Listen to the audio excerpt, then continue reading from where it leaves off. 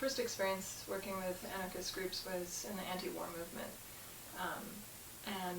I was overseas when the WTO happened, and that's, largely what has motivated a lot of people my age who are involved in anarchism.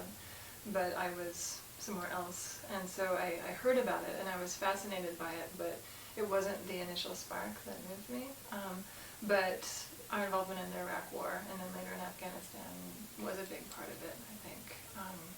Started becoming more in tune to the organizational efforts that were happening around me here in Portland, and after that, then I ended up being involved in some other groups. I started doing some editing work for Perspectives magazine, and then that led me to working with the Institute for Anarchist Studies, and also doing organizing efforts around, police brutality here in Portland, and working with, just as an ally for groups that were doing anti-fascist organizing. And we have a lot of those kinds of issues here too. There's a strong neo-Nazi movement, and there's a lot of problems with police murdering civilians, and so it lends itself pretty readily in this community.